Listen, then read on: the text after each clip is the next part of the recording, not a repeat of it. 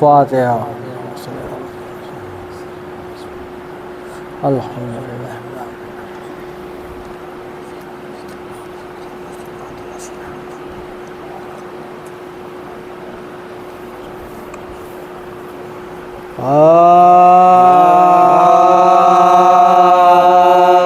گل ہے دربار میں آوارہ، وطن آتے ہیں. گل ہے دربار میں آوارہ، وطن آتے ہیں. بیڑیا پہنے گرفتار مہن آتے ہیں. رشتہ داران شہ قلعہ شکن آتے ہیں. سوگواران شہنشاہ زمن آتے ہیں. شان بندوائے غریبا جگر افگار آئے. پھر کے بازاروں میں زینب سر دربار آئے. گل ہے دربار میں آوارہ، وطن آتے ہیں. ہر دربار بھی وہ جس کے ہے والا جی. جلوہ گئے تخت پہ ہے حاکم برگشتہ نصیب. داستاد میں استادہ ہے مظلوم غریب. کس مصیبت میں ہے محبوب الہی کے غریب. شک ہوا قلب و جگارے جگر افگاروں کا. جائزہ ہونے لگا جب وطن آواروں کا.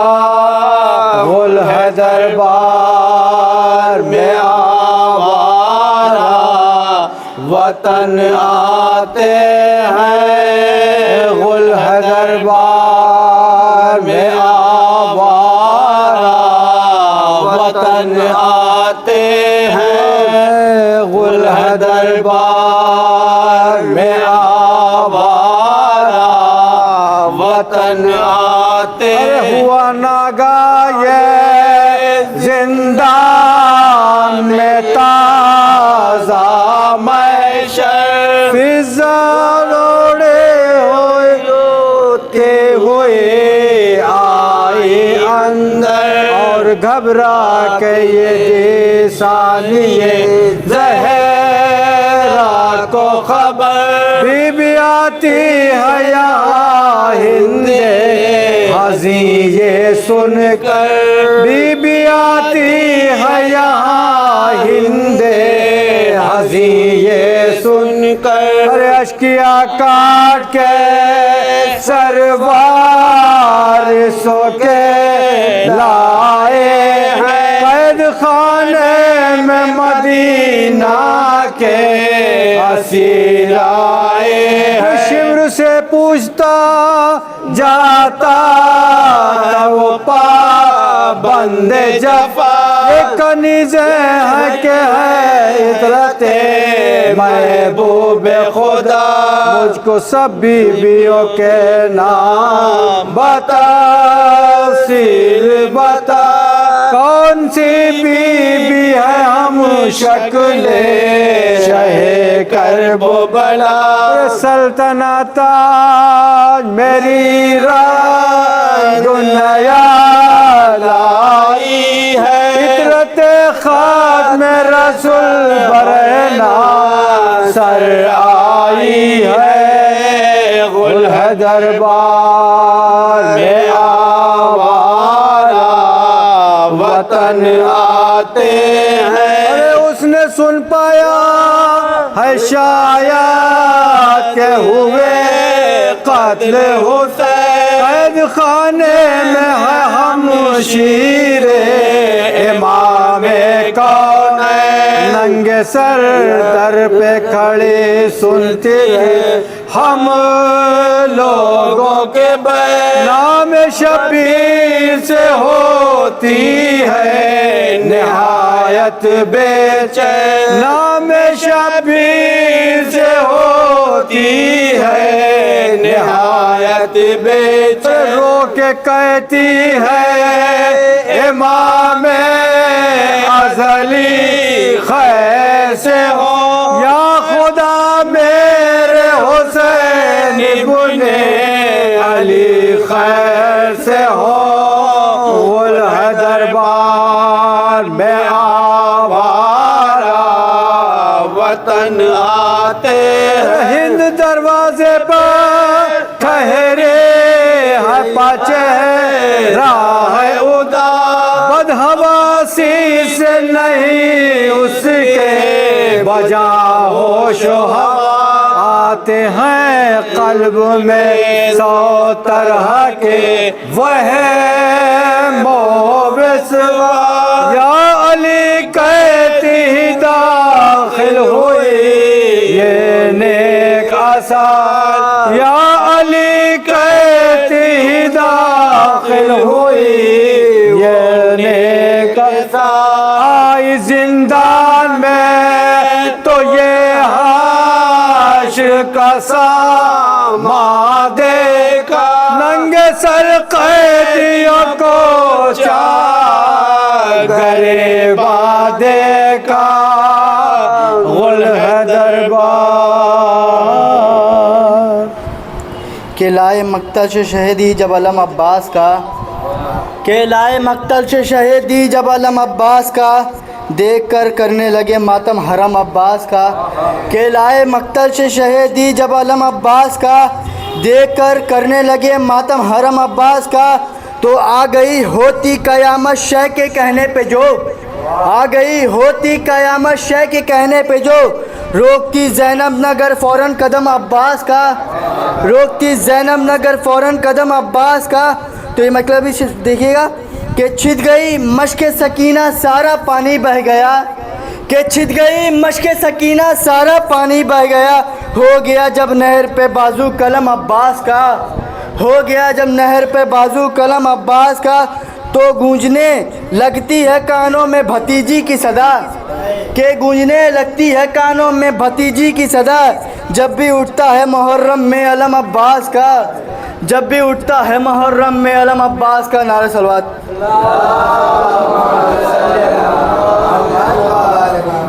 ایک مطلب دو چیزیں کہ کربلا جائیں گے بے خوف و خطر جائیں گے, کہ کربلا جائیں گے بے خوف و خطر جائیں گے, راہ دشوار ہو پھر بھی مگر جائیں گے, کہ کربلا جائیں گے بے خوف و خطر جائیں گے, راہ دشوار ہو پھر بھی مگر جائیں گے, راستہ روک نہ پاؤ گے بچھا کر بارود, کہ راستہ روک نہ پاؤ گے بچھا کر بارود, کربلا ذہن میں رکھیں گے تو گزر جائیں گے, کربلا ذہن میں رکھیں گے تو گزر جائیں گے. نعرہ صلوات. رحم اللہ من قرأ سورۃ الفاتحہ.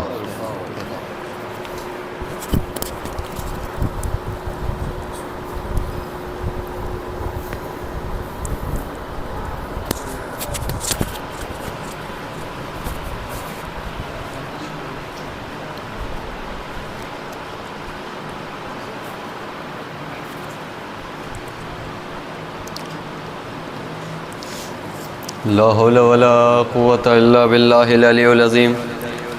اعوذ باللہ من الشیطان الرجیم. بسم اللہ الرحمن الرحیم. الحمد للہ الذی ہدانا لہذا وما كنا لنہتدی لولا ان ہدانا اللہ. لقد جاءت رسل ربنا بالحق ثم الصلاة والسلام وتحیۃ والاکرام علی النبی الأمی المکی القرشی الہاشمی الابتہ التہامی مولانا و مولا الثقلین جد الحسنین نبی القاسم محمد.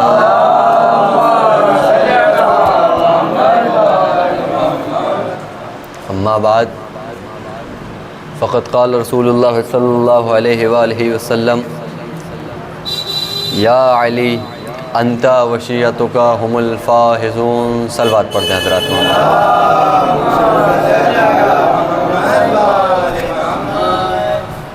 رسول اسلام کی 63 سالہ زندگی میں اگر غور فرمایا جائے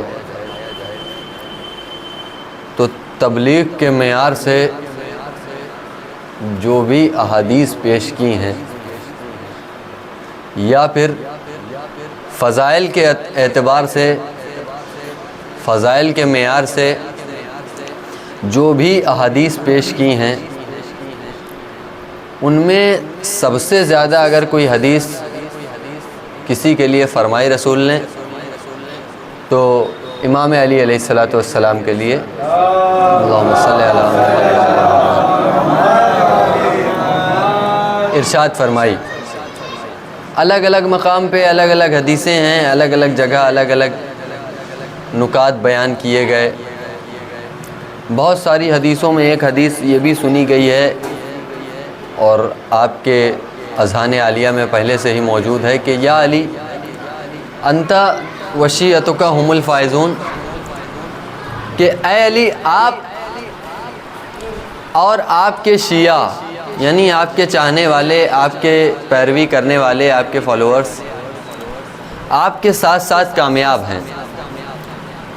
تو چونکہ جب حدیث میں دو کانسیپٹ ہے, ایک ذات امیر المومنین, دوسری وہ ذات کہ جو ان کی پیروی کر رہی ہے, تو جب پہلے کوئی ذات موجود ہے تو بہتر یہ ہے کہ پہلے اس کی بات کی جائے, پھر اگر وقت موجود رہا تو ان کے چاہنے والوں کی طرف آیا جائے. تو مسئلہ یہ ہے کہ اگر امام علی علیہ الصلوۃ والسلام, اب محرم چل رہا ہے, 2 مہینہ 8 دن یہ پروگرام لگاتار ہوتا ہے, اتنی مجلسیں ہوتی, اتنے ماتم ہوتے, اتنے جلوسیں شبداریاں, انسان فضائل میں پڑھے کیا؟ فضائل میں جب بھی پڑھے گا تو انہی کے گھر کا فضائل پڑھے گا جنہوں نے فضائل والے کام کیے ہوں گے. تو اب اگر فضائل میں دیکھا جائے تو پھر ایک ہی ذات ملتی ہے, مولا علی علیہ الصلوۃ والسلام. تو اب اگر ہم 2 مہینہ 8 دن یا سال بھر مجلسوں میں یا کسی بھی محفل میں یا نظامت وغیرہ میں یا اشعار کے ذریعے یا نظم کے ذریعے یا رباعیات کے ذریعے یا مضمون کے ذریعے کسی بھی طریقے سے اگر فضائل لکھنا چاہیں گے تو وہ کوئی بھی فضائل ہو, کسی بھی طریقے کی فضیلت ہو, اس کے مصداق کہیں نہ کہیں مولا علی علیہ الصلوۃ والسلام ہوں گے. مسئلہ درپیش یہ ہے کہ ہم جب فضائل پڑھتے ہیں تو ماحول یہ بن چکا ہے کہ الزامات کا دور اتنا زیادہ بڑھ گیا ہے کہ لوگ اب یہاں تک پہنچ گئے ہیں کہ اہل تشیع شیعہ حضرات مولا علی کو رسول اللہ سے زیادہ بڑھا دیتے ہیں. یہ اس وقت کا سب سے زیادہ ٹرینڈنگ سوال ہے, سب سے زیادہ یہی چل رہا ہے کہ مولا علی کو رسول اللہ سے زیادہ بڑھا دیتے ہیں, جب کہ ہم نے ہر موڑ پہ, ہر مقام پہ, ہر لمحے پہ یہ ثابت کیا کہ ہم نے جو فضیلتیں مولا علی کی بیان کی اس میں نہ تو ہم نے کوئی اپنے طریقے سے لکھی ہیں نہ کسی کے بتانے کے طریقے سے لکھی ہیں. جو فضیلت بیان کی ہے وہ رسول کے کہنے پہ بیان کی ہے. رسول نے کہا یا علی انت و شیعتک ہم الفائزون, اے علی آپ اور آپ کے شیعہ کامیاب ہیں, تو ہم نے لوگوں کے سامنے پیش کیا. رسول نے کہا یا علی انت قسیم النار والجنہ, آپ جنت اور جہنم کے تقسیم کرنے والے ہیں, تو ہم نے لوگوں کے سامنے بیان کیا. رسول نے فرمایا من کنت مولا فہذا علی مولا, جس کا میں مولا ہوں اس کے علی مولا ہیں. تب ہم نے لوگوں کے سامنے پیش کیا. اس کا مطلب یہ ہے کہ ہم نے جو بھی چیزیں پیش کی ہیں مولا علی کے علیہ السلام کے فضائل کے حوالے سے, اس میں ہم نے حوالہ رکھا ہے رسول کی ذات کو, اور رسول کو ہم نے ہدف بنایا کہ رسول کہہ رہے ہیں تب ہم کہہ رہے ہیں. تو یہاں سے الزام آدھا تو کلیئر ہو جاتا ہے کہ ہم علی کو بڑھا ہی نہیں رہے ہیں, ہم وہی بیان کر رہے ہیں جو رسول نے بتایا. اب ایک مسئلہ تھا کہ آپ کو لگ رہا ہے کہ ہم زیادہ بڑھا رہے ہیں, اس کی وجہ یہ ہے کہ ہم نے علی کو بڑھایا نہیں ہے, آپ نے رسول کو گھٹا لیا ہے. اور اس کی وجہ یہ ہے کہ آپ یہ کہتے ہیں کہ رسول خاکی تھے, رسول بشر تھے, رسول ہماری طرح مٹی کے بنا ہوا ایک پتلا تھا کہ جو ہماری طرح زندگی گزارتا تھا, جو محتاج تھا کھانے اور پینے کا اور ہماری ہی طرح تمام چیزوں کے وسائل کا, کہ جو زندگی گزارے ہماری طرح. تو اس کا مطلب یہ تو پتہ چل جاتا ہے کہ آپ نے معیار رسالت گھٹا لیا ہے, ہم نے معیار امامت بڑھایا نہیں ہے جو رسول نے بتایا تھا. اب کلیئر کرنے کے لیے, اب اگر کسی سے پوچھا جائے کہ بھیا یہ بتائیے اس وقت آپ کے پردادا کہاں ہیں مثال کے طور پہ, تو وہ کہے گا کہ مولانا پردادا تو ہمارے اس وقت اللہ کے پاس چلے گئے ہیں. تو ہم پوچھیں گے کہ کیوں؟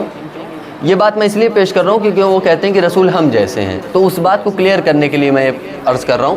تو وہ کہیں گے کہ پردادا ہمارے اللہ کے پاس چلے گئے ہیں, عرش پہ چلے گئے ہیں.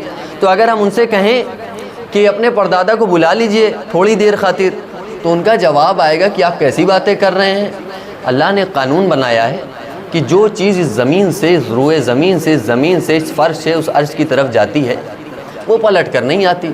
تو ہم نے کہا ارے تو کیا ہوا, آپ کے پردادا ہیں, آپ تو نبی کی امتی ہیں, آپ کہیے کیوں نہیں بھیجیں گے اللہ؟ تو وہ جواب دیں گے نہیں, اللہ نے قانون بنا کے رکھا ہے کہ جو بھی چیز اس زمین سے اوپر جائے گی وہ واپس نہیں آ سکتی. تو یہاں سے تو ان کا جو مسئلہ تھا وہ کلیئر ہو گیا کہ ان کے پردادا اگر اوپر گئے تو واپس نہیں آ سکتے. تو ہم نے پلٹ کے بس اتنا سا سوال کیا کہ اگر آپ کے پردادا اوپر گئے اور واپس نہیں آ سکتے تو پھر اتنا سا جواب دیجئے کہ معراج پر کون گیا تھا؟ معراج پر کون گیا تھا؟ کہا معراج پہ تو پیارے نبی گئے تھے. تو ہم نے سوال کیا اگر معراج پہ پیارے نبی گئے تھے تو پھر کیا وہ واپس آئے؟ تو جواب آیا ہاں وہ واپس آئے.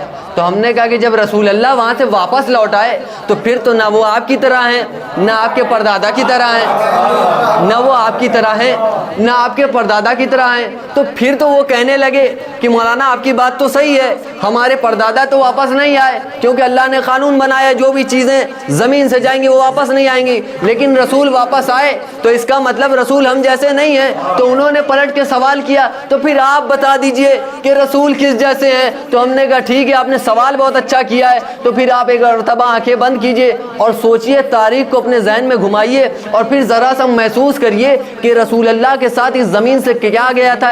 کہا مجھے پتہ کرنا پڑے گا. انہوں نے تھوڑی سی تاریخ کی کتاب کھنگالی, اس کے بعد آئے اور مجھے جواب دینا چاہا. جواب میں کیا دیا کہ ہم نے تاریخ پڑھا اور تاریخ پڑھنے کے بعد پتہ چلا کہ رسول اللہ کے ساتھ یہاں سے اگر کوئی چیز گئی تھی تو مولا علی کا لہجہ گیا تھا, مولا علی کا لہجہ گیا تھا. اب ان کا سوال تھا کہ رسول کس جیسے, تو اس کا مطلب یہاں سے علی کا لہجہ گیا. خدا نے اس لہجے میں رسول اللہ سے کلام کیا. تو اب رسول کس کے جیسے؟ بھائی لہجہ گیا وہ بھی واپس آیا، رسول گئے وہ بھی واپس آئے، تو اب آپ کو یہ ماننا پڑے گا نہ رسول ہم جیسے، نہ آپ جیسے، نہ رسول ہمارے باپ جیسے، نہ آپ کے باپ جیسے، نہ رسول ہمارے دادا جیسے، نہ رسول آپ کے دادا جیسے، نہ رسول ہمارے پردادا جیسے، نہ آپ کے پردادا جیسے، بلکہ رسول کے لیے بس اتنا کہنا کافی ہے کہ رسول علی جیسے ہیں، علی رسول جیسے ہیں۔ ایک صلوات پڑھ دیں حضرات محمد علیہ۔ دیکھیں میری چیزیں، میں جو حدیث پڑھتا ہوں میرا سیدھا کانسیپٹ یہ ہوتا ہے، 3 چیزیں ہوتی ہیں میری حدیث میں، یا تو قرآن ہو، یا حدیث ہو، یا فیکٹ ہو، یعنی حق ہو، قرآن ہو، حدیث ہو، اور جو بات نکلے وہ کلیئر کر کے ممبر سے ہوتا ہوں، چاہے اس میں 20 منٹ لگ جائے یا 45 ہو جائے یا 1 گھنٹے سے اوپر چلا جائے، لیکن سامعین کو یہ کہہ کے نہیں اترنا ہے کہ آپ بعد میں ہم سے پوچھ لیجیے گا ہم اس کا جواب دے دیں گے، نہیں، جو پڑھ رہے ہیں اس کا پورا کلیئر کرنے کے بعد ہی اتریں گے، تاکہ اگر آپ یہاں سے کہیں جائیں اور آپ سے کوئی پوچھ لے کہ پڑھا کیا ہے تو آپ ان سے یہ نہ کہیں کہ مولانا نے آدھا پڑھا تھا، آدھا ہم ان سے آپ کو پوچھ کے بتائیں گے۔ تو یہ حالات، ایک صلوات پڑھ دیں حضرات محمد علیہ۔ تو رسول کسی جیسے نہیں ہے، رسول صرف علی جیسے ہیں، علی رسول جیسے، یہ کلیئر ہو گیا۔ اب ایک بات بتائیے، قرآن میں اتنی ساری آیات ہیں اور قرآن میں کتنے سارے حکم ہیں، ایک سوال بتائیے کہ قرآن میں جتنے بھی حکم ہیں کیا، یا جتنے بھی اللہ کی طرف سے چیزیں آئیں یہ کرنے کو، کیا ایک بھی چیز کسی بندے نے جا کے اللہ سے لی کہ ہم کو دے دیجیے، ہم کو نماز پڑھنی ہے؟ یا اللہ خود آیا زمین پہ، اس نے کسی بندے کو پکڑایا ہو کہ اب تمہیں نماز پڑھنی ہے؟ کہا نہیں، ایسا کچھ نہیں ہے۔ ہم نے کہا بیچ میں ذریعہ کون بنا؟ کہا بیچ میں ذریعہ بنے رسول کی ذات۔ اللہ نے رسول سے کہا، رسول نے بتایا کہ نماز پڑھنا ہے نماز پڑھو، حج کرنا ہے حج کرو، روزہ رکھنا ہے روزہ رکھو، زکوٰۃ ادا کرنی ہے زکوٰۃ ادا کرو، لوگوں کا مال نہ لوٹو، لوگوں کو پریشان نہ کرو، صدقہ دیتے رہو، کسی کا حق نہ کھاؤ، کسی کے اوپر ظلم و ستم نہ کرو، کسی کے اوپر شب و ستم نہ کرو۔ اس کا مطلب اللہ نے جو بھی چیزیں اوپر سے بھیجی ہیں وہ رسول کے ذریعے بھیجی ہیں۔ تو ایک سوال میرے ذہن میں آیا تھا کہ ایک چیز ہوتی ہے کہ کتاب سے کوئی چیز پڑھنا، ہم نے کتاب میں یا موبائل میں کوئی روایت پڑھی کہ یہ چیز کرنا غلط ہے، اس کے بعد بھی ہم کر رہے ہیں، یہ دوسری جسارت ہے۔ اور ایک چیز ہوتی ہے رسول ہم سے سامنے سے آ کے کہہ رہے ہیں کہ مولانا یا میرا نام لکھ کے نشان صاحب یہ چیز آپ کو نہیں کرنی ہے، تو ہم وہی گناہ کریں، تو یہ دوسری جسارت ہے۔ دونوں میں فرق ہے، موبائل میں یا کتاب میں پڑھنا اور رسول سامنے سے منع کر رہا ہوں کہ یہ کام آپ کو نہیں کرنا ہے، دونوں میں فرق ہے۔ اب ایک چیز بتائیے کہ جب رسول اس زمانے میں مدینے میں تھے تو کیا مدینے میں کوئی گنہگار موجود نہیں تھا؟ رسول نے کہا نماز پڑھو، تو لوگ نماز کہہ رہے ہیں، نماز کے لیے ان کو طبیعت خراب ہو جا رہی ہے۔ رسول نے کہا حج پہ جاؤ، وہ کہہ رہے ہیں ہمارے اوپر ادھار اور قرضہ لدا ہوا ہے۔ رسول کہہ رہے ہیں کسی کا حق مت کھاؤ، تو وہ کہہ رہے ہیں کہ جو ہے ہمارے پاس خود کم ہے تو ہم کیوں نہ کسی کا حق کھائیں۔ تو میں یہ بس اس لیے عرض کر رہا ہوں کہ جب رسول کی زندگی میں، رسول کے سامنے ہوتے ہوئے، رسول کے کہتے ہوئے مدینے میں گنہگار ختم ہو گئے تھے؟ کہا نہیں، مدینے میں گنہگار تھے۔ تو پھر کیا ہوا؟ عذاب تو اللہ کا آ جانا چاہیے کیونکہ رسول کہہ رہا ہے، اور جب اللہ کا رسول کہہ رہا ہے اور کوئی اس کی بات نہیں مان رہا ہے تو اللہ کو تو عذاب بھیج دینا چاہیے، لیکن اللہ نے عذاب نہیں بھیجا۔ ابو لہب رسول کے پاس آیا، اس نے کہا یا رسول اللہ اگر آپ یہ کہتے ہیں کہ جو آپ کو حکم دیا گیا وہ آپ کے اللہ نے دیا اور یہ صحیح ہے تو میں اس کو ماننے کے لیے تیار ہوں، لیکن اپنے اللہ سے کہیے کہ اگر یہ بات صحیح ہے تو میرے اوپر عذاب نازل کر دے۔ ایک منزل تک لے کے جانا، سنیے گا، ولایت پڑھ رہا ہوں، ولایت تک واپس لے کے جانا ہے۔ اپنے اللہ سے کہیے میرے اوپر عذاب نازل کر دے۔ رسول اللہ نے اللہ کو مخاطب کیا، کہا کہ یا خدا یہ تیرے رسول کی تبلیغ کے اوپر انگلی اٹھا رہا ہے۔ اللہ نے جواب دیا محمد یہ کیا کہہ رہا ہے؟ رسول نے فرمایا یہ کہہ رہا ہے کہ اگر تو حق پہ ہے تو میرے اوپر عذاب بھیج دے۔ تو اللہ نے فرمایا محمد اس سے کہہ دو کہ یہ عذاب سے تو نہیں بچ پائے گا لیکن ابھی اس پر عذاب نہیں بھیجیں گے۔ تو رسول اللہ نے سوال کیا کیوں؟ تو جواب آیا اس لیے کیونکہ ہم نے تمہیں رحمت للعالمین بنا کے بھیجا ہے، زمانے کے لیے رحمت بنا کے بھیجا ہے، تم اس کے پہلو میں کھڑے ہو، تو ہم تمہیں رحمت بنا کے بھیجے ہیں، اس لیے ہم تمہیں عذاب اس کے اوپر تب تک نہیں بھیجیں گے جب تک تم اس کے پہلو میں ہو۔ یہ ہوا احترام نبی۔ اسی طرح ایک اور احترام ہے حرم کا احترام۔ قرآن کہتا ہے، قرآن کا قانون القتل بالقتل، خون کا بدلہ خون۔ اب اگر کوئی کسی کے باپ کو قتل کر دے اور جا کے خانہ کعبہ کے حرم میں کھڑا ہو جائے یا اس کے صحن میں کھڑا ہو جائے تو اس کے اوپر کیا شریعت کہتی ہے؟ شریعت کہتی ہے کہ تمہارے اوپر یہ حق ہے کہ تم اس کے اوپر کوئی بھی حد جاری کرو، لیکن تب تک حد جاری مت کرو جب تک یہ صحن کعبہ میں کھڑا ہے، یعنی اس بات کا انتظار کرو کہ وہ صحن کعبہ سے باہر آ جائے۔ یہ ہوا احترام حرم۔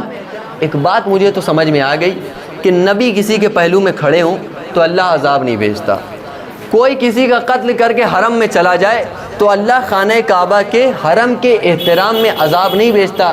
خانہ کعبہ کا اتنا احترام ہے کہ جب طوفان نوح آنے والا تھا تو اللہ نے فرشتوں کو حکم دیا کہ جاؤ اور خانہ کعبہ کو خانہ کعبہ کو اس کی دیوار کے ساتھ اور نیو کے ساتھ اوپر اٹھا لاؤ۔ تو فرشتوں نے کہا کیوں؟ کہا اس لیے اٹھا لاؤ کیونکہ ہم نے جن کی تقدیر میں عذاب لکھ دیا ہے وہ خانہ کعبہ میں جا کے پناہ نہ لے لیں۔ تو اس کا مطلب یہ تو ماننا پڑے گا کہ خانہ کعبہ کی دیواروں میں اتنی حیثیت اور اتنی وقت ہے کہ وہ کسی کو عذاب سے بچا سکتی ہے۔ رسول میں اتنی اللہ کی محبت ہے کہ اگر رسول کسی کے پہلو میں کھڑے ہیں تو اللہ احترام میں عذاب نہیں بھیجے گا۔ یہ دو چیز کانسیپٹ کلیئر ہو چکا ہے، یہ سب کو سمجھ میں آ گئی تھی، مجھے بھی سمجھ میں آ گئی، لیکن جب تاریخ اور آگے پڑھی تو پھر یہ رول چینج ہوتا ہوا دکھا۔ رسول اپنے آخری حج سے واپس آ رہے تھے، رسول کو حکم ہوا کہ یا محمد اس چیز کا آپ کو جس چیز کا میں نے حکم دیا اس کو لوگوں کے درمیان پیش کر دیجئے۔ رسول اللہ نے غدیر کے میدان پر سب کو روکا، آگے والوں کو پیچھے بلایا، پیچھے والوں کو انتظار کیا، سب کو جمع کیا۔ جمع کرنے کے بعد پالان کا ممبر بنوایا، ممبر پہ گئے، مولا علی کے لیے من کنت مولا فہذا علی مولا حدیث پیش کی۔ اس کے بعد حارث بن نعمان فیری آگے بڑھا، اس کے ذہن میں یہ واقعہ موجود تھا کہ جب تک رسول بغل میں ہوں گے تب تک اللہ عذاب نہیں بھیجے گا، تب تک اللہ عذاب نہیں بھیجے گا۔ اگر کوئی کسی کا قتل بھی کر کے خانہ کعبہ میں جا کے کھڑا ہو جائے اور وہ عذاب مانگے، اللہ خانہ کعبہ کے احترام میں عذاب نہیں بھیجے گا۔ یہ بات حارث بن نعمان فیری کے ذہن میں موجود تھی۔ وہ رسول اللہ کے پاس آیا، اس نے کہا آپ نے کہا حج کرو، ہم نے حج کیا، آپ نے کہا نماز پڑھو، ہم نے نماز پڑھی، آپ نے کہا زکوٰۃ دو، ہم نے زکوٰۃ دی، آپ نے کہا صدقہ دو، ہم نے صدقہ دیا، آپ نے جو جو چیزیں کہیں وہ ہم نے کیا، لیکن اب یہ کیا رسول اللہ کہ آپ یہ کہہ رہے ہیں کہ آپ اب اپنے بھائی کو ہمارے اوپر مسلط کر رہے ہیں، اب آپ اپنے بھائی کو ہمارے اوپر حاکم بنا رہے ہیں، اب آپ اپنے بھائی کو ہمارے اوپر سردار بنا رہے ہیں، اب آپ اپنے بھائی کو ہمارے اوپر رہنما بنا رہے ہیں، تو اب ہم یہ چیز نہیں مانیں گے۔ اب ہم آپ سے یہ کہنا چاہتے ہیں اگر یہ آپ کے اللہ کی طرف سے واقعاً ہے تو اللہ سے کہہ دیجئے عذاب بھیج دے۔ اللہ نے جیسے ہی رسول اللہ نے کہا کہ یہ کہہ رہا ہے کہ عذاب بھیج دیجئے، اللہ نے فوراً تاریخ نے لکھا کہ اوپر سے ایک پتھر چلا اور حارث کے سر پہ لگا، تو پھر تو وہ دونوں قانون چلا گیا کہ اگر نبی کسی کے احترام میں، نبی کسی کے بغل میں کھڑے ہو تو اللہ کہتے ہیں ہم تمہارے احترام میں عذاب نہیں بھیجیں گے، لیکن وہاں پہ وہ احترام باقی تھا، ابو لہب کے لیے وہ احترام باقی تھا۔ خانہ کعبہ میں کوئی قتل کر کے چلا گیا، اللہ نے عذاب نہیں بھیجا کہ خانہ کعبہ میں جب تک کھڑا ہے اس کے اوپر کوئی حد بھی جاری مت کرو، اس پر ہم عذاب بھی نہیں بھیجیں گے۔ لیکن وہی رول یہاں پہ ٹوٹتا ہوا نظر آیا کہ جیسے ہی اس نے عذاب کی طلب کی، اللہ نے فوراً اوپر سے پتھر پھینکا، اور پتھر پھینکنے کے بعد جیسے ہی اس کے سر پہ لگا وہ مر گیا۔ مرنے کے بعد ایک چیز تو پتہ چل گئی کہ اللہ یہ بتانا چاہتا ہے کہ اگر کوئی کسی چیز پہ انگلی اٹھائے، کسی کے باپ کو قتل کر دے، تو ہو سکتا ہے میں نبی کے احترام میں عذاب میں دیر کر دوں، لیکن اگر کوئی ولایت میں رد و بدل کرے گا تو پھر اس کے لیے کوئی روک ٹوک نہیں ہے۔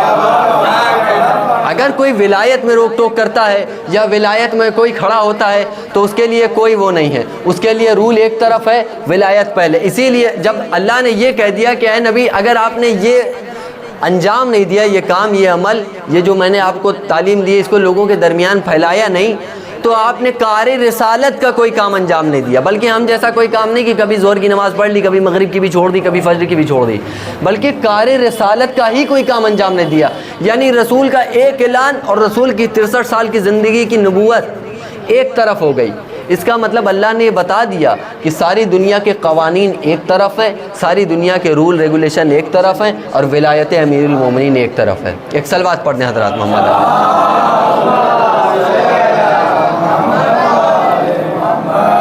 حارث کیا تھا؟ حارث ایسا تو نہیں تھا کہ وہ مسلمان نہیں تھا، وہ تو حج پر سے آ رہا تھا، وہ تو اللہ کا چاہنے والا تھا، اس کو تکلیف تھی مولا علی علیہ الصلوۃ والسلام سے۔ اچھا یہ دشمن تھا مولا علی کا، ایک بات آگی تو کرتا چلوں کہ تاریخ میں ایک اور دشمن ملتا ہے، یہ تو پھر اللہ کے بندے کا دشمن ہے نا, اللہ کا دشمن تو نہیں ہے, ڈائریکٹ دشمن نہیں ہے, انڈائریکٹ دشمن ہے. اللہ سے تو محبت کرتا ہے, نمازیں بھی پڑھتا ہے, حج سے بھی آ رہا ہے, تب بھی اللہ نے عذاب بھیج دیا ولایت کے معاملے میں.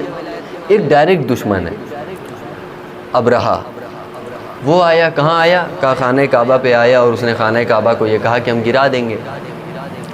تو جیسے ہی وہ آیا, اس نے خانہ کعبہ کو دیکھا اور جناب عبد المطلب تھے, اور تھوڑا سا مذاق وغیرہ اڑایا کیونکہ اس کے پاس اتنے لوگ تھے. پھر اللہ نے منتخب کسے کیا؟ اتنی سی ہوتی ہے ابابیل, چھوٹی سی, یعنی جس کو اگر ہم ہاتھ میں بھی لینا چاہیں تو وہ ہاتھ میں نہیں آ سکتی ٹھیک سے. ابابیل کو اللہ نے منتخب کیا, اور ابابیل کو حکم دیا کہ اپنے ایک پنجے میں ایک کنکری لو, دوسرے پنجے میں دوسری کنکری لو, اور ایک کنکری چونچ میں لگاؤ. یعنی ایک ابابیل پہ 3 کنکری. اتنا بڑا پرندہ ہے, کتنی بڑی کنکریاں ہوں گی؟ رائی کے دانے کے برابر یا گیہوں کے برابر رکھ لیں, اس سے زیادہ کیا ہی سمجھیں گے.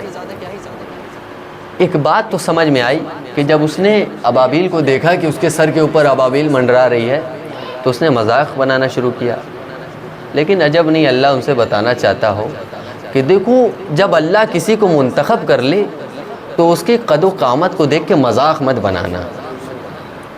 اچھا, اوپر سے جب حکم ہوا تو انہوں نے کنکریاں پھینکنا شروع کی, اور قرآن کہتا ہے کہ کاسف معقول, اور ہم نے ان کو چبائے ہوئے بھوسے کے مانند بنا دیا.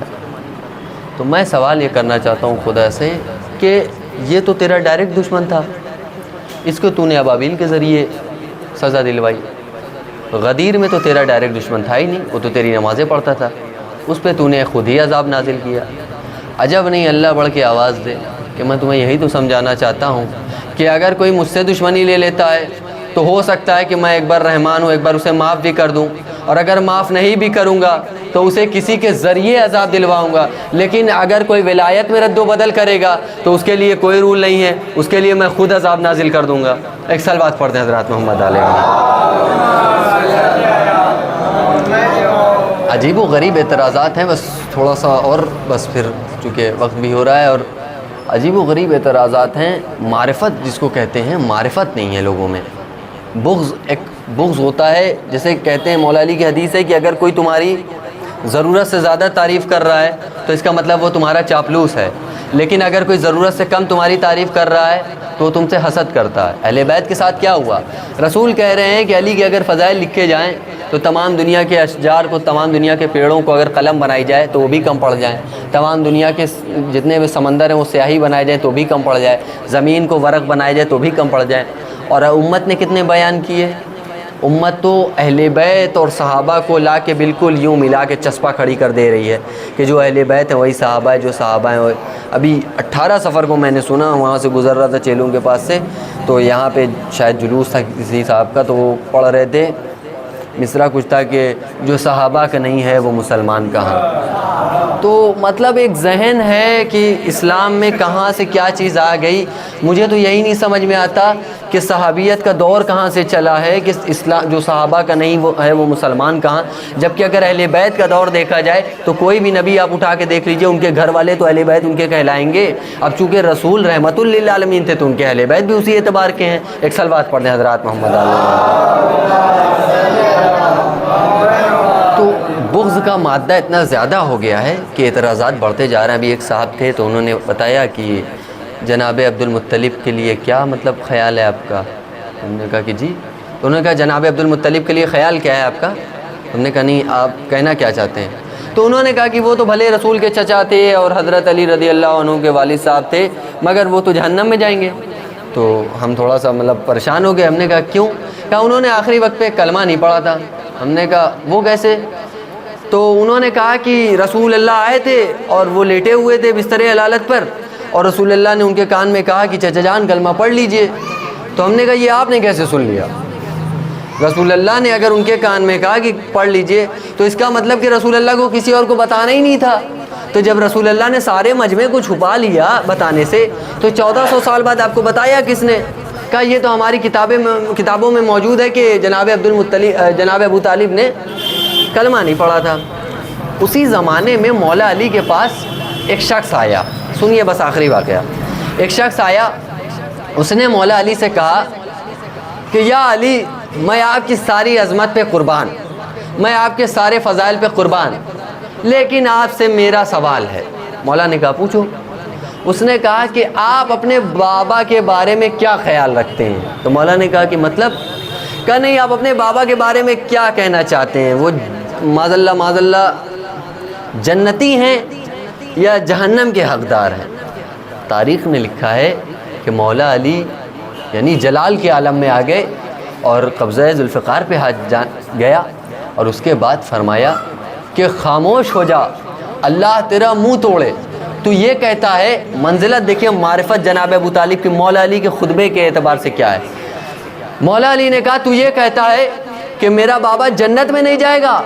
میرے بابا ایمان کی اس منزل پہ ہے کہ اگر روز محشر ساری دنیا کے مرحومین ایک طرف کھڑے ہوں، سب کفن میں پیوست ہوں، سب کفن پہنے ہوئے ہوں، اور اگر میرا بابا اللہ کو مخاطب کر کے کہہ دے کہ اے اللہ ان سب کو جنت میں ڈال دے، تو اللہ بنا سوال کیے جہنم کی آگ کو بجھا دے گا۔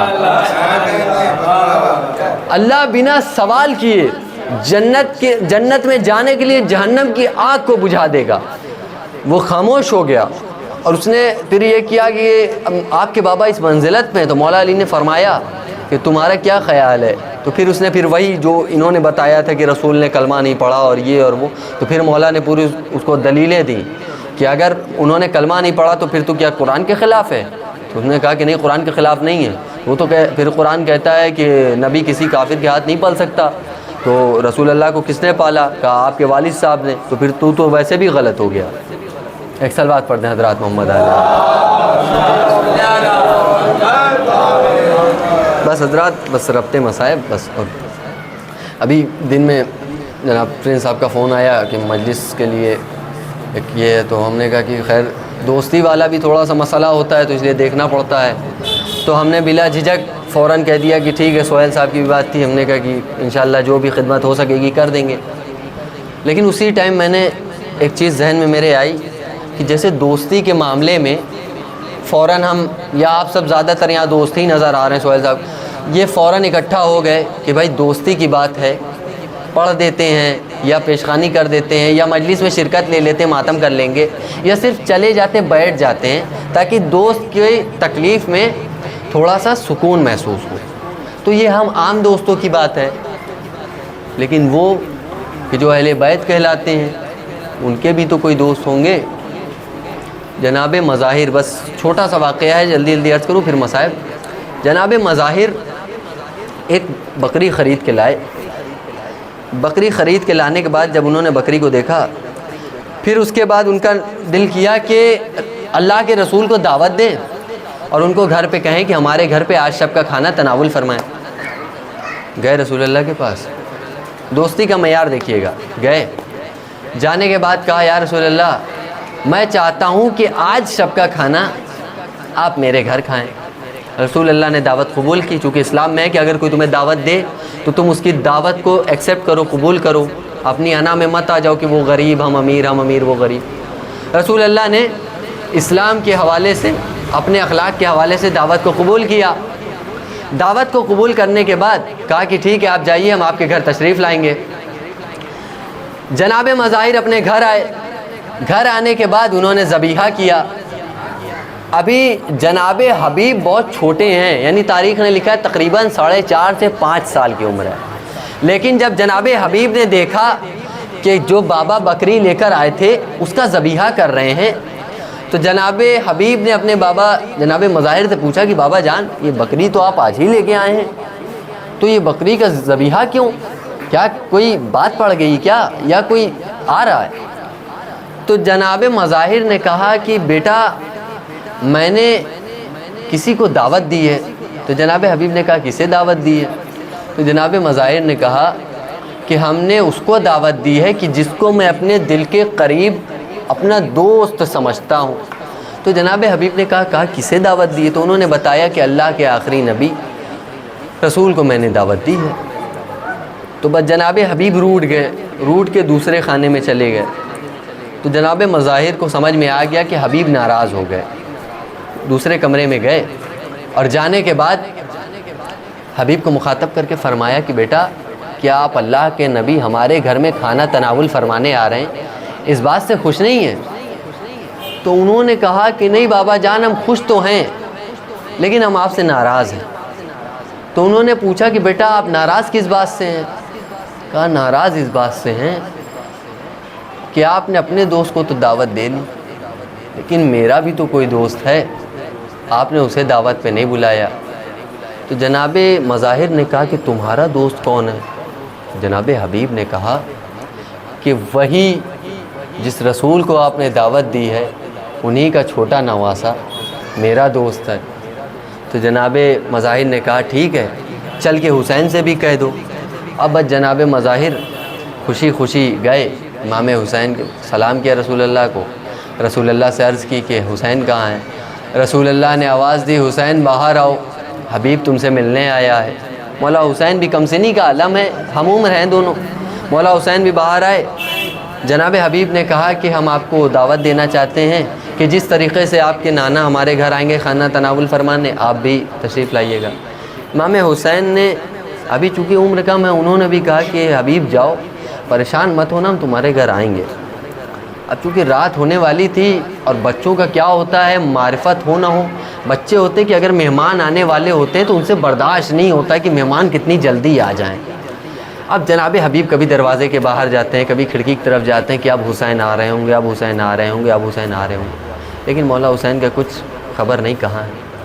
جناب حبیب بالا خانہ پہ گئے، چھت پہ گئے، کبھی اس گلی کی طرف دیکھتے کہ کہیں حسین ادھر سے نہ جائے، کبھی اس گلی کی طرف دیکھتے، کبھی اس گلی کی طرف دیکھتے ہیں۔ لیکن تاریخ نے لکھا ہے، زیادہ تر روایات میں ہے کہ جناب حبیب اس کشمکش میں اتنے خوشی میں زیادہ تھے کہ ان کو دھیان ہی نہیں پڑا کہ چھت ہے کتنی بڑی اور میرا قدم کہاں تک جا رہا ہے۔ تاریخ نے لکھا کہ جناب حبیب حسین کو ادھر ادھر ڈھونڈنے کی وجہ سے چھت پر سے نیچے آ گئے، اور جیسے ہی نیچے گرے ایک چیخ بلند ہوئی اور اس کے بعد سانس تھم گئی۔ جناب مظاہر نے دیکھا، اور جیسے ہی جناب مظاہر نے دیکھا کہ حبیب کی سانسیں نہیں چل رہی ہیں، لیکن محسوس کیا کہ رسول اللہ کی بھی آہٹ ہو گئی ہے، رسول اللہ بھی آ گیا۔ جناب مظاہر کو ایک چٹائی، جناب حبیب کو چٹائی میں لپیٹا اور لے جا کے دوسرے خانے میں رکھ دیا۔ رسول اللہ آئے، دسترخوان لگا، کھانا پورا پیش کیا گیا، حکم دیا کہ یا رسول اللہ، گزارش کی کہ بسم اللہ۔ رسول اللہ نے مولا حسین سے کہا کہ حسین بسم اللہ۔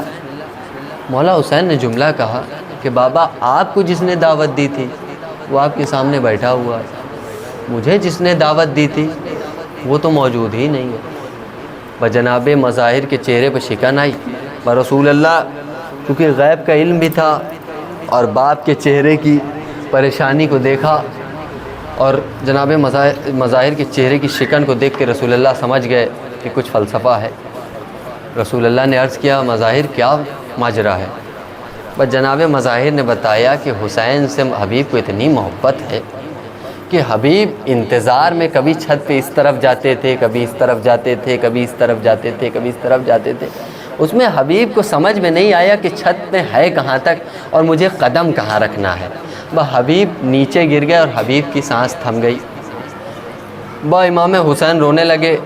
امام حسین نے رسول اللہ سے کہا کہ مجھے جس نے دعوت دی اگر وہ میرے دسترخوان پہ نہ بیٹھا تو میں کھانا تناول نہ فرماؤں گا۔ رسول اللہ نے مظاہر کو حکم دیا کہ حبیب کو لے کے آؤ، دعا فرمائی، حبیب اللہ کے حکم سے زندہ ہوئے۔ میں آپ کے سامنے بات صرف اس لیے عرض کر رہا ہوں کیونکہ جب مولا حسین 2 محرم کو وارد کربلا ہوئے تو 4 محرم سے یزید کی طرف خیمہ جو تھا وہ بڑھنے لگا۔ کبھی 10,000 کا لشکر آتا تھا، کبھی 5,000 کا لشکر آتا تھا، کبھی 20,000 کا لشکر آتا تھا۔ تو کبھی خیمے میں خبر آتی تھی کہ یزید کی طرف 1,000 لوگ اور بڑھ گئے، یزید کی طرف 2,000 لوگ اور بڑھ گئے، یزید کی طرف 5,000 لوگ اور بڑھ گئے۔ تو بی بی زینب نے مولا حسین کو آواز دی اور آواز دینے کے بعد بلایا، اور جب خیمے میں مولا حسین آئے تو بہت سادگی سے چھوٹا سا جملہ کہا کہ بھیا جب سے اس سرزمین نینوا و کربلا پہ تشریف لائے ہیں صرف یہی سن رہے ہیں کہ یزید کا 10,000 کا لشکر آ رہا ہے، یزید کا 5,000 کا لشکر آ رہا ہے، یزید کا 2,000 کا لشکر آ رہا ہے۔ کیا اتنی بڑی دنیا میں تمہارا کوئی نہیں ہے؟ بس جناب امام حسین نے کہا کہ بہن ٹھہرو، میرا بھی کوئی موجود ہے اس دنیا میں۔ با امام حسین نے خط لکھا جناب حبیب ابن مظاہر کو کہ حبیب تمہاری اور میری دوستی کا امتحان کا وقت آ گیا ہے کہ جس حسین کے ساتھ تم مدینے میں کھیلا کرتے تھے وہ حسین اب نرغہ عادہ میں گھرا ہوا ہے، ساتھ میں اہل خانہ بھی ہیں، ساتھ میں سکینہ بھی ہیں، ساتھ میں علی اصغر بھی ہیں، ساتھ میں پورے قمر بنی ہاشم بھی ہیں۔ ہم لوگوں کو اتنے افراد نے گھیر لیا ہے، ہم اس مقام پہ موجود ہیں، ہمارے پاس نہ کھانے کو کھانا ہے نہ پینے کو پانی ہے، لیکن یہاں پہ ہماری دوستی کا امتحان ہے۔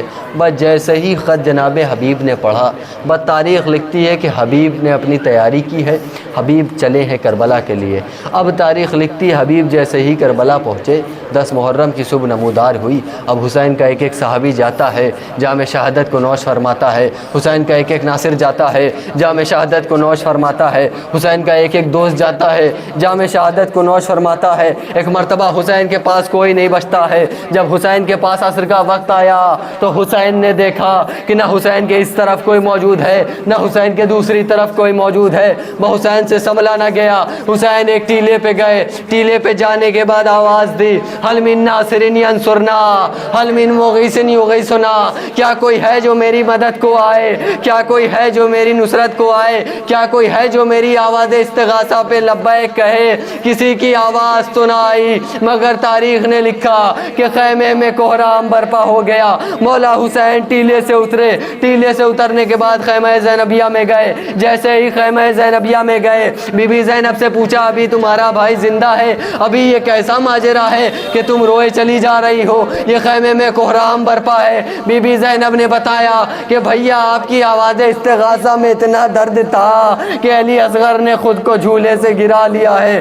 بھائی امام مقصد سمجھ گئے، علی اصغر کو گود میں اٹھایا ہے، ابا کے دامن سے علی اصغر کو ڈھاکا ہے، میدان قتال کی طرف لے کے بڑھے۔ بفوج اعداء نے سوچا حسین قرآن سے فیصلہ کریں گے، لیکن جب حسین نے ابا کا دامن پلٹا تو کیا دیکھا کہ حسین 6 مہینے کا شیرخوار بچہ لے کے آ رہے ہیں۔ حسین اس کے لیے پانی طلب کر رہے ہیں، لیکن تاریخ نے لکھا کہ ادھر سے پانی تو نہ ملا، لیکن پانی کے جواب میں 3 بھالوں والا تیر چلایا گیا۔ سنسناتا ہوا تیر چلا، علی اصغر کے گلے کو چھیدتے ہوئے باپ کے بازو میں پیوست ہو گیا، بچہ باپ کے ہاتھوں پہ منقلب ہو گیا۔ وَسَيَعْلَمُ الَّذِينَ ظَلَمُوا أَيَّ مُنقَلَبٍ يَنقَلِبُونَ إِنَّا لِلَّهِ وَإِنَّا إِلَيْهِ رَاجِعُونَ رضا بقضائه وتسلیما لأمره ماتم حسین۔ زنداں کے اندھیروں میں یہ کہتی تھی سکینہ، میں قید میں مر جاؤں گی، شکوہ نہ کروں گی،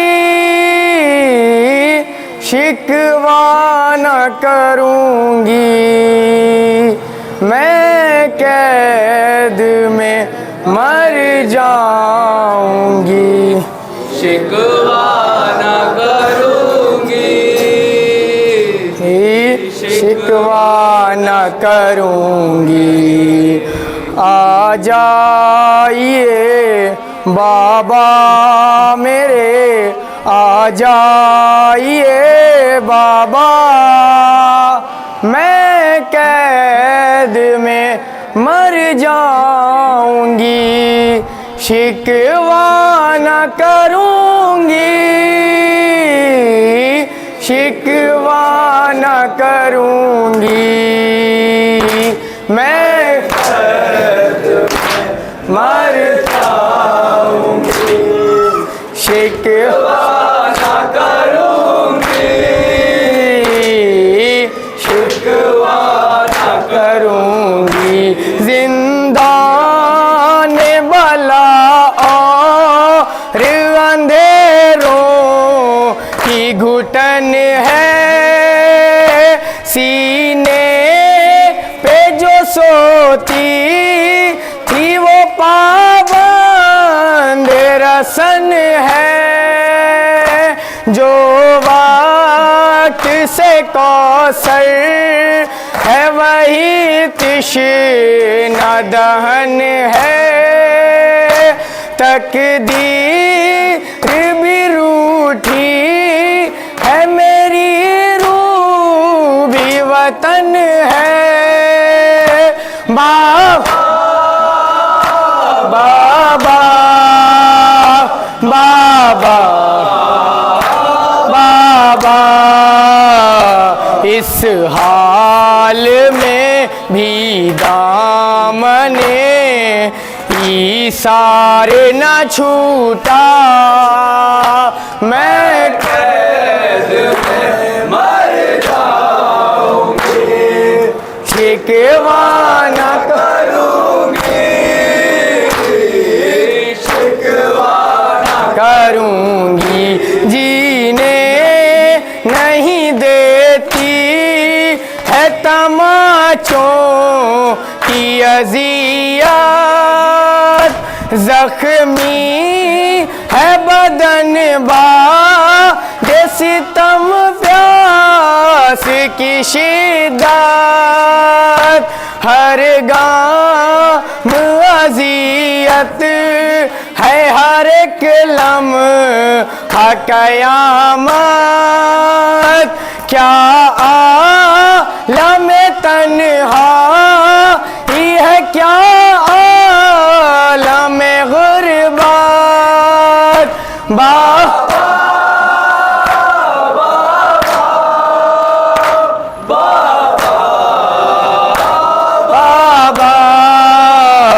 اسلام کی نصرت میں ہے ہر ظلم گوارا میں قید میں مر جاؤں گی شکوہ نہ کروں گی شکوہ نہ کروں گی ننھے سے جگر پر لیے داغ یتیمی کوئی نہ مددگار نہ غمخوار ہے کوئی دنیا میں کسی کی بھی نہ تقدیر ہو ایسی ہو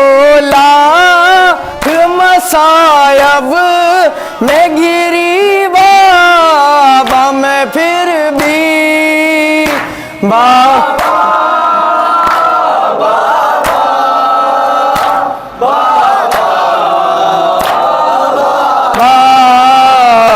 یہ دیکھ لے دنیا ہے میرا صبر سے رشتہ میں قید میں مر جاؤں گی شکوہ نہ کروں گی شکوہ نہ کروں گی برچھی علی اکبر کے کلیجے میں لگا کر لیلا کی تمنا کو مٹی میں ملا کر پہرا بھی ہر ایک فوج کا دریا پہ لگا کر لوٹا گیا پردیس میں مہمان بلا کر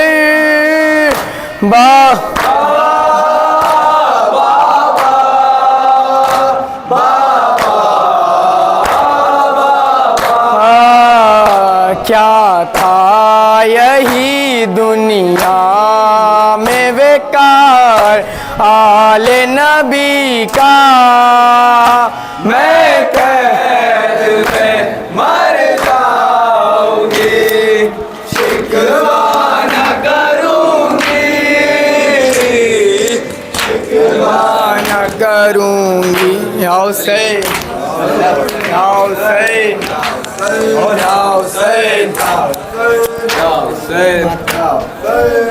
حسین الوداع غریب الوطن الوداع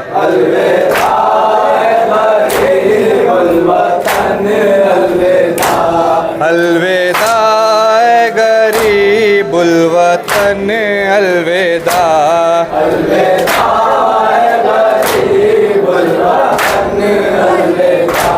اے شاہ تشنا لب بے کفن الوداع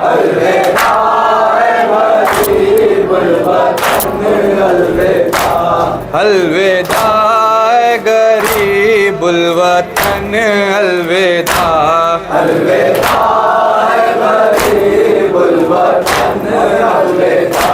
مہمانی کا حق ہونا پایا دا مہمانی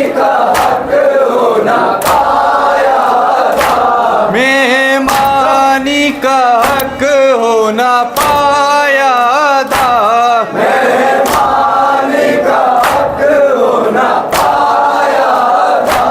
روشنی یہ رہے پنجتن الوداع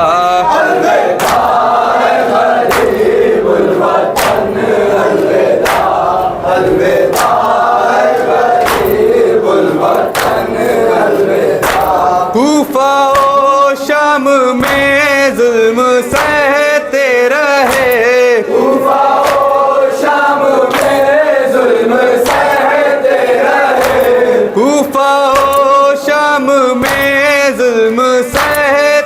رہے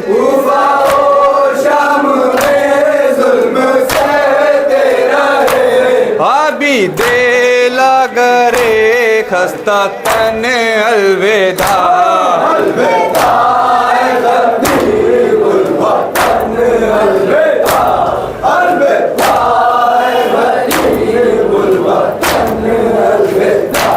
پھول سے ہاتھ ساحل پہ کٹوا دیے پھول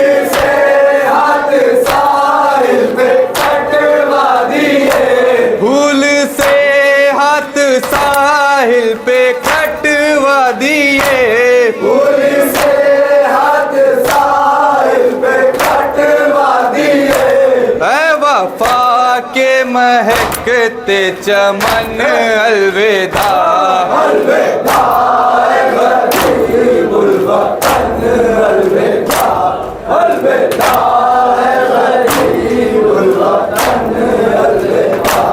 خاکے برچھی کا پھل دی پہ قربا ہوئے خاکے برچھی کا پھل دی پہ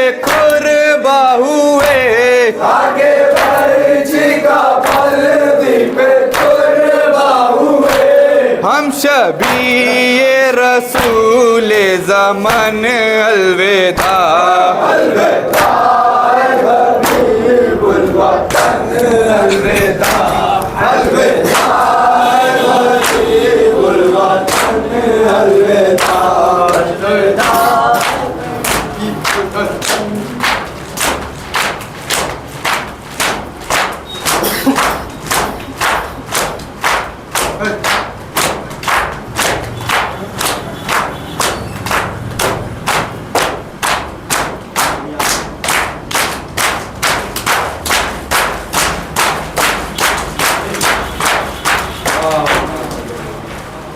السلام علیکم ابا عبداللہ، السلام علیکم ابن رسول اللہ، السلام علیکم جمیع شہداء کربلا و اسیران کربلا، السلام علیکم ورحمۃ اللہ وبرکاتہ۔